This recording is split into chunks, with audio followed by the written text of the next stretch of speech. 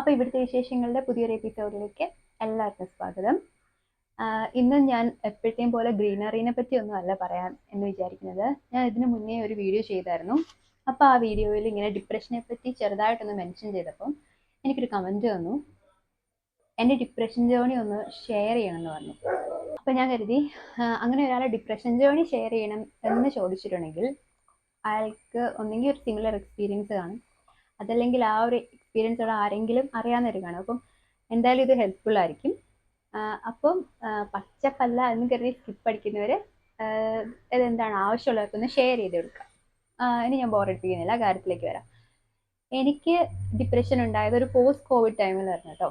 അപ്പം എനിക്ക് കൊറോണ വന്നായിരുന്നു, അതും എന്നെ അഫക്റ്റ് ചെയ്തിട്ടുണ്ട്.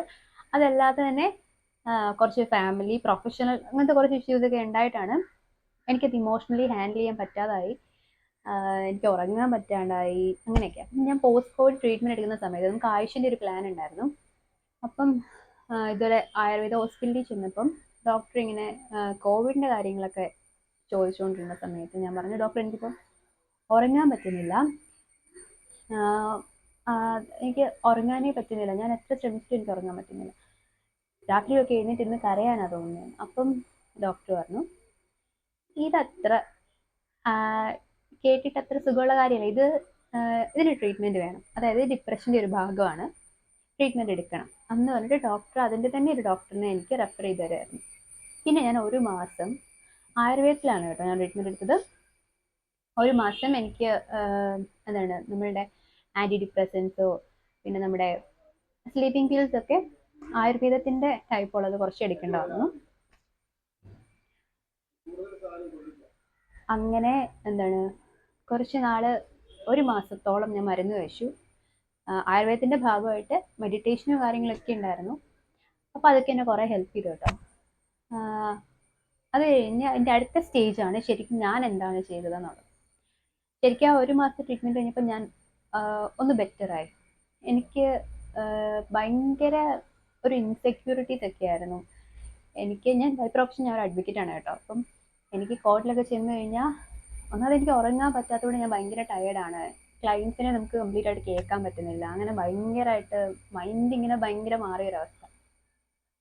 അങ്ങനെ ഒരു മാസത്തെ ട്രീറ്റ്മെൻറ്റിന് ശേഷം ഞാൻ ബെറ്ററായി.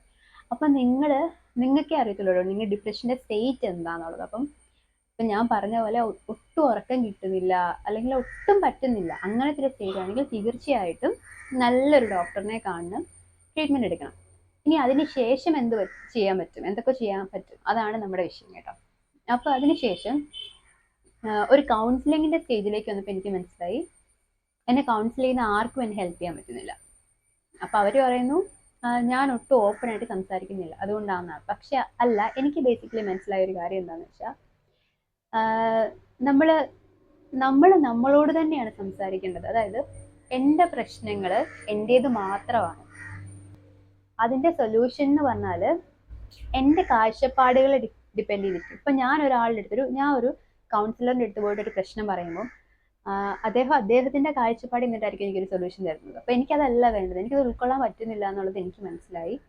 അപ്പം ഞാൻ ചെയ്ത കാര്യം എന്താണെന്ന് വെച്ചാൽ ഞാൻ കുറച്ച് ദിവസം എടുത്തു എനിക്കതിന്. ഞാനത് കുറേ സമയം എടുത്ത്, അല്ലെ കുറച്ച് ദിവസങ്ങൾ തന്നെ എടുത്ത് ഞാൻ എൻ്റെ പ്രശ്നങ്ങൾ മൊത്തം സ്വന്തമായിട്ട് പഠിച്ചു. അതായത് എന്തൊക്കെ കാരണങ്ങളാണ് എനിക്കിപ്പോൾ ഇങ്ങനെ ഒരു അവസ്ഥയിൽ എന്നെ കൊണ്ടിടാൻ, എന്തൊക്കെ കാരണങ്ങളാണ് ഉണ്ടായിരുന്നത്. ഇപ്പം ഞാൻ പറയട്ടെ, നമ്മളുടെ ഇപ്പോൾ കറിയൊക്കെ എടുത്താൽ കറിയുടെ ഇൻഗ്രീഡിയൻസ് എന്താണെന്ന് നമ്മൾ കണ്ടുപിടിക്കുമല്ലോ. അപ്പോൾ അതുപോലെ എന്തുകൊണ്ടാണ് ഞാനിപ്പോൾ ഇങ്ങനെ ഒരു അവസ്ഥയിലെത്തിയത്, അങ്ങനെയുള്ളത് സോർട്ട് ഔട്ട് ചെയ്തു.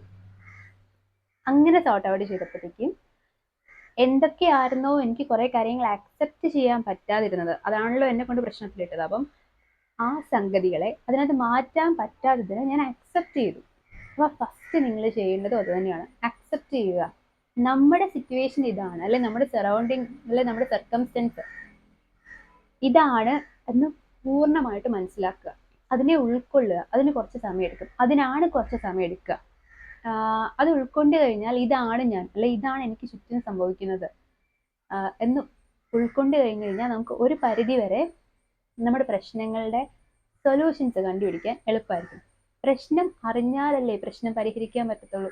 അപ്പോൾ അത് തന്നെയാണ് ഇവിടുത്തെ ടാക്ടിക്സ്. നിങ്ങൾ ആദ്യം കണ്ടുപിടിക്കേണ്ടത് നിങ്ങളുടെ പ്രശ്നം എന്താണ്, അല്ലെ എന്താണ് നിങ്ങളെ ഇങ്ങനെ ഒരു അവസ്ഥയിൽ കൊണ്ടെത്തിച്ചത്, നിങ്ങളെടുത്ത എന്ത് എഫേർട്ടാണെന്നാണ്. ഉദാഹരണം എൻ്റെ ലൈഫിൽ വന്നത് പറഞ്ഞാൽ, ഞാൻ അപ്പിയർ ചെയ്തൊരു കേസ്, ആ കേസിൻ്റെ ഫാക്ട്സ് എന്നെ ഇമോഷണലി ഭയങ്കരമായിട്ട് ഇൻഫ്ലുവൻസ് ചെയ്തു. ഒരു വക്കീലിനെ ഒരിക്കലും ഒരു കേസിൻ്റെ ഫാക്ട്സ് ഇൻഫ്ലുവൻസ് ചെയ്യാൻ പറ്റത്തില്ല. നമ്മൾ ഒരു കേസ് ഇമോഷണലി എടുക്കാൻ പാടില്ല. പക്ഷേ അതിൽ ഇൻവോൾവ് ചെയ്തിരുന്ന ഇതൊരു കുഞ്ഞു കൊച്ചാണ് കേട്ടോ. അപ്പം അതെന്നെ ഭയങ്കരമായിട്ട് ഡൗൺ ആക്കി.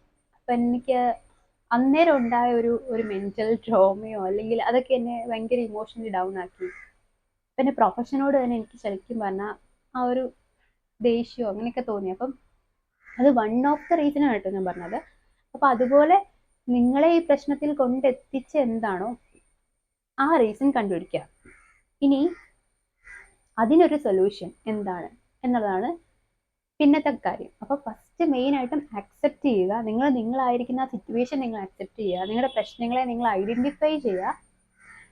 അത് കഴിഞ്ഞ് അതിനൊരു സൊല്യൂഷൻ നിങ്ങളായിട്ട് കണ്ടുപിടിക്കുക എന്നുള്ളതായിരുന്നു. അപ്പോൾ എൻ്റെ സൊല്യൂഷൻ എന്ന് പറഞ്ഞാൽ, ക്രിമിനൽ ഫീൽഡിൽ നിന്നപ്പോഴാണ് എനിക്ക് ഒരുപാട്, നമുക്കറിയാലോ ഒരു ക്രിമിനൽ ലോയർ ആയിരിക്കുക എന്ന് പറഞ്ഞാൽ അത്ര സിമ്പിളായിട്ടുള്ള കാര്യമില്ല. അപ്പോൾ അതെന്നെ ഭയങ്കരമായിട്ട് നെഗറ്റീവായിട്ട്, ഞാൻ ഒന്നാമതേ പ്രൊഫഷനിലോട്ട് കയറിയിട്ടേ ഉണ്ടായിരുന്നുള്ളൂ. എൻ്റെ ഫസ്റ്റ് അപ്പിയർ ചെയ്യുന്നൊരു കേസ് എന്ന് വേണമെങ്കിൽ പറയാം. അപ്പം അത് തന്നെ അങ്ങനെയായിരുന്നു. ക്രിമിനൽ കേസ് എന്ന് പറയുമ്പം അതിൻ്റെ ഫാക്ട്സ് ഒക്കെ അങ്ങനെ ആയിരിക്കുമല്ലോ. പിന്നെ അതിപ്പോൾ ഞാൻ എന്ത് ചെയ്തു, ഞാൻ സിവിലിലേക്ക് ഷിഫ്റ്റ് ചെയ്തു, ടെമ്പററി ആയിട്ടെങ്കിലും.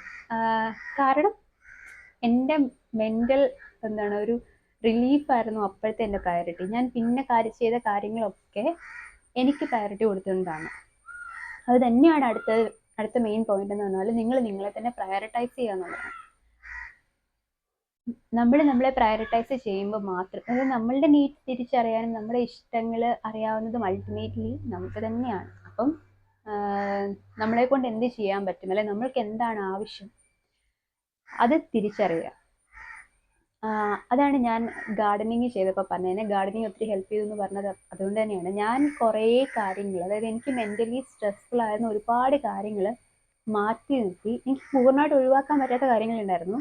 ആണ് ഞാൻ പറഞ്ഞത്, ടെമ്പററി ആയിട്ടെങ്കിലും ഞാൻ അതിൽ നിന്ന് മാറി നിന്നിട്ട് ഞാൻ എനിക്ക് വേണ്ടി കുറച്ച് സമയം കണ്ടെത്തി ഗാർഡനിങ്ങോ അല്ലെങ്കിൽ ഇഷ്ടമുള്ള സാധനം കുക്ക് ചെയ്ത് കഴിക്കുകയോ, അതല്ലെങ്കിൽ ഒന്ന് പുറത്ത് പോയിട്ട് എനിക്ക് വേണ്ട കാര്യം ഒന്ന് വാങ്ങിച്ചു ഞാൻ റിലീഫിന് ഒരു ട്രിപ്പ് പോവുക, അങ്ങനെ കുറച്ച് റിലാക്സ്ഡ് ആക്കാൻ പറ്റുന്ന കുറേ കാര്യങ്ങൾ എന്ന് പറഞ്ഞാൽ എനിക്ക് ഹാപ്പിനെസ് കിട്ടും എന്ന് എനിക്ക് തോന്നി, എനിക്ക് ഉറപ്പുണ്ടായിരുന്ന കുറേ കാര്യങ്ങൾ ഞാൻ എൻ്റെ ലൈഫിൽ ഇൻകോപ്പറേറ്റ് ചെയ്തു.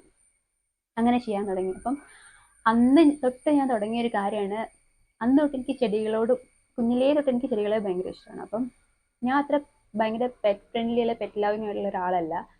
അതുകൊണ്ട് ഡോക്ടർ എനിക്ക് സജസ്റ്റ് ചെയ്തത് ശരിക്കും പെറ്റ്സിനെ ആയിരുന്നു കേട്ടോ. പക്ഷെ എനിക്കതൊട്ടും ഈസി അല്ലായിരുന്നു. അതാണ് ഒന്നാമത് പ്രൊഫഷൻ തന്നെയാണ് മെയിൻ കാരണം. രാവിലെ പോയിട്ട് വന്നിട്ട് പിന്നെ അവരുടെ അടുത്ത് നമുക്കൊരു കമ്മിറ്റ്മെന്റ് ഉണ്ട്. നമുക്ക് അവരെ പട്ടിണിക്ക് ഇടാൻ പറ്റില്ല. ചെടികളാകുമ്പോൾ രാവിലെയും വൈകിട്ടും വെള്ളം ഒഴിച്ച് കൊടുത്താൽ മതിയല്ലോ, അല്ലെങ്കിൽ ഇടയ്ക്കൊന്ന് വളമിട്ട് കൊടുത്താൽ മതി. അപ്പം അതിന് തന്നെയുള്ള എൻ്റെ ഒരു ടേസ്റ്റ് അതായിരുന്നു. അപ്പം അതാണ് അക്സെപ്റ്റ് ചെയ്യുക നിങ്ങളുടെ സിറ്റുവേഷൻ, പിന്നെ നിങ്ങളെ പ്രയോറിറ്റൈസ് ചെയ്ത് തുടങ്ങുക. അതിനുവേണ്ടി അതിൻ്റെ മെയിൻ പോയിന്റ് തന്നെ സെൽഫ് കെയർ ആണ്. അതായത് നിങ്ങൾക്ക് കുറച്ച് കെയർ കൊടുക്കുക. നിങ്ങൾക്ക് കെയർ കൊടുക്കുക ഇൻ ദ സെൻസ്, ഇപ്പം ചില അമ്മമാരുണ്ടല്ലോ, അവർക്ക് ഇഷ്ടമുള്ള ആഹാരം പോലും അവർ മറന്നു പോയി കാണും.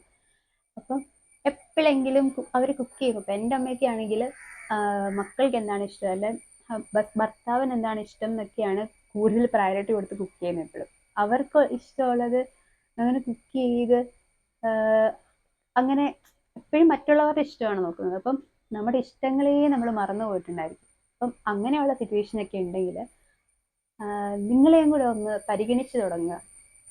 അങ്ങനെ ഒരു സിറ്റുവേഷനിലാണ് നിങ്ങളെങ്കിൽ, നിങ്ങൾക്ക് ഇഷ്ടമുള്ളൊരു കറി ഉണ്ടാക്കി കഴിക്കുന്നതൊക്കെ അതൊക്കെ സെൽഫ് കെയറിൽ പെടും. അതുപോലെ ചില ആൾക്കാർ അവർക്കായിട്ട് ഒരു സമയം പോലും എല്ലാ മക്കൾക്ക് അല്ലെ ഫാമിലിക്ക് അങ്ങനെയാണ്. പക്ഷെ നാളെ ഈ മക്കളും ഫാമിലിയും ഒക്കെ നിങ്ങളുടെ അടുത്ത് ചോദിക്കുമ്പോൾ നിങ്ങൾക്കൊരു വില, നിങ്ങൾ അത്രയും നിങ്ങളുടെ ലൈഫ് മൊത്തം അവർക്ക് വേണ്ടി കൊടുത്താലും ലാസ്റ്റ് അങ്ങനെ കൊടുത്ത് നിൽക്കുന്നവർക്ക് ഒരു വിലയില്ലാണ്ടായി പോവാറുണ്ട് പലപ്പോഴും. അപ്പം നമ്മൾക്ക് വേണ്ടി നമ്മൾ ജീവിച്ചില്ല, എന്നാൽ മറ്റുള്ളവർക്ക് വേണ്ടി ജീവിച്ചിട്ട് നമുക്ക് എന്തെങ്കിലും കിട്ടിയോ അതും ഇല്ല, അങ്ങനത്തെ ഒരു അവസ്ഥ വരും. അപ്പം അതുകൊണ്ട് നമ്മളെ ഈ കുഞ്ഞു ലൈഫിൽ നമ്മളെയും കൂടെ പ്രയോറിറ്റൈസ് ചെയ്യുക. നമ്മളെ സെൽഫ് ലവ് എന്ന് പറയുന്നത് ഭയങ്കര ഇമ്പോർട്ടൻ്റ് ആണെന്ന് എനിക്ക് ശരിക്കും ഇതൊക്കെ ഈ ഡിപ്രഷന് ശേഷമാണ് ഞാൻ ഇത്രയും.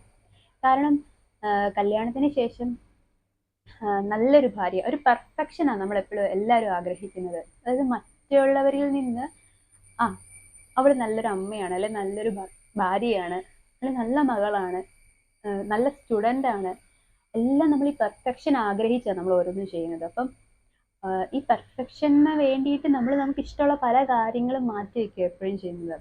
ഈ പെർഫെക്ഷൻ എന്ന് പറഞ്ഞാൽ സാധനം എടുത്ത് കളയുക. നല്ല ഭാര്യ, നല്ല മകളെന്ന് അങ്ങനെയൊന്നും ഇല്ല. നമ്മളുടെ ശരികളാണ് അൾട്ടിമേറ്റ്ലി ശരികൾ. അത് മറ്റുള്ള ഒരാളുടെ തെറ്റായിരിക്കാം. നമ്മുടെ മനസാക്ഷിയെ സാറ്റിസ്ഫൈ ചെയ്യുന്ന, അല്ലെ നമ്മളെ ഒന്ന് സന്തോഷിക്കുന്ന കാര്യങ്ങൾ ചെയ്യുന്നതൊന്നും ഒരിക്കലും തെറ്റല്ല എന്നുള്ളത് മനസ്സിലാക്കാം. അപ്പൊ അതാണ് ഞാൻ പിന്നെ ചെയ്തത്. ശരിക്കും ഇതൊരു ജേണി ആയിരുന്നു. ഒറ്റയടിക്കൊന്നും ഇത് പോസിബിൾ അല്ല. ആദ്യമേ ആക്സെപ്റ്റൻസ് ആയിരുന്നു എനിക്ക് ഏറ്റവും ഭയങ്കര ഡിഫിക്കൽട്ട് ആയിട്ടുള്ള സ്റ്റേജ്. അതായത് ഞാൻ എന്താണ്, ഞാനിപ്പോൾ നിൽക്കുന്ന ആ ഒരു പൊസിഷൻ, അല്ല എൻ്റെ ഡ്യൂട്ടീസ്, ഞാൻ ഇതാണ് ചെയ്യേണ്ടത് എന്ന് എന്നെ പറഞ്ഞ് മനസ്സിലാക്കുക എന്നുള്ളത് എനിക്ക് ഭയങ്കര ബുദ്ധിമുട്ടുള്ള ഒരു കാര്യമായിരുന്നു. അക്സെപ്റ്റൻസ് ബുദ്ധിമുട്ടാണെന്നാണ് എനിക്ക് അതിൽ നിന്ന് മനസ്സിലായത്. പിന്നെ ബാക്കിയൊക്കെ അങ്ങ് വന്നോളും. സാഹചര്യങ്ങളെ നമ്മൾ ഉൾക്കൊണ്ട് കഴിയുമ്പോഴത്തേക്കും വന്നോളും. പിന്നെ പ്രയോറിറ്റൈസ് ചെയ്യുന്നത് നമ്മൾക്ക് വേണ്ടി നമ്മൾ തന്നെ സമയം കണ്ടെത്തണം. അത് വേറെ ആരുടെയും കയ്യിലില്ല, നമ്മുടെ കയ്യിൽ മാത്രമാണ്. പിന്നെ ചെയ്യാവുന്നൊരു കാര്യമാണ് ടോക്സിക് ആയിട്ടുള്ള ആളുകളെ ഒഴിവാക്കുന്നത്. അത് ഈസി അല്ല, നമ്മൾ എത്ര ഒഴിവാക്കിയാലും വലിഞ്ഞു കയറി വരും. അപ്പം നമുക്ക് ചെയ്യാൻ പറ്റുന്നത് നമുക്ക് വേണ്ടത് അബ്സോർബ് ചെയ്യാനും വേണ്ടാത്തത് ഇഗ്നോർ ചെയ്യാനും നമുക്ക് പറ്റും. അപ്പം അത് ചെയ്യുക. ടോക്സിക് ആയിട്ടുള്ള ആളുകൾ മാറി നിന്നാൽ തന്നെ നമ്മുടെ ലൈഫ് ഭയങ്കര പോസിറ്റീവ് ആയിരിക്കും. അപ്പം നെഗറ്റീവായിട്ട് വരുന്ന കാര്യങ്ങളൊന്നും എടുക്കാതിരിക്കുക. പിന്നെ മെഡിറ്റേഷൻ ചെയ്യുക. നിങ്ങൾ എപ്പോഴും നിങ്ങളെ ഹാപ്പി ആക്കി വെക്കുക. അത് വേറൊരാളുടെ ഉത്തരവാദിത്വമാണെന്ന് നമ്മൾ കരുതുമ്പോഴത്തേക്കാണ് നമുക്ക് ഒത്തിരി പ്രശ്നങ്ങൾ ഉണ്ടാകുന്നത്. നമ്മളെ ഹാപ്പി ആക്കി വെക്കുന്നത് ആരുടെയും ഉത്തരവാദിത്വമല്ല. അതായത് നമ്മുടെ ഹസ്ബൻഡിൻ്റെയോ അല്ലെങ്കിൽ നമ്മുടെ അച്ഛൻ്റെ അമ്മയുടെയോ കുഞ്ഞുങ്ങളുടെയോ ഒന്നുമല്ല. നമ്മുടെ ഹാപ്പിനെസ് നമ്മുടെ കയ്യിലാണ്, നമ്മുടെ കയ്യിൽ തന്നെയാണ്. അപ്പം നമ്മുടെ ഹാപ്പിനെസ്, നമ്മുടെ ആത്മാവിൻ്റെ സംതൃപ്തിയൊക്കെ കണ്ടെത്തേണ്ടത് നമ്മളാണ് കേട്ടോ. ഒരുപാട് കാര്യങ്ങൾ ഒറ്റയടിക്ക് പറഞ്ഞു കഴിഞ്ഞാൽ നിങ്ങൾക്ക് ബോറടിക്കും. അപ്പം എനിക്ക് പറയണം എന്ന് തോന്നിയ വളരെ ഇമ്പോർട്ടൻ്റ് ആയിട്ടുള്ള കാര്യങ്ങൾ ഞാൻ പറഞ്ഞു. ഇതിനകത്തെല്ലാം ഉണ്ട്. ആക്സെപ്റ്റ് ചെയ്ത് നിങ്ങളെ പ്രയോറിറ്റൈസ് ചെയ്ത് ടോക്സിക് ആളുകളെ ഒഴിവാക്കിയാൽ തന്നെ നിങ്ങളുടെ ലൈഫ് ഫുൾ പോസിറ്റീവ് ആയി. പിന്നെ മറ്റൊരാളെ നമ്മൾ പൂർണ്ണമായിട്ട് മനസ്സിലാക്കണം എന്നുള്ള തോന്നലും കൂടി എടുത്തു കഴിഞ്ഞാൽ ബാക്കിയൊക്കെ പൂർണ്ണമായി. അപ്പോൾ ബാക്കി ഈ ഒരു വീഡിയോയിലാട്ടെ. മറ്റൊരു വീഡിയോയിൽ കാണുന്നത് വരെ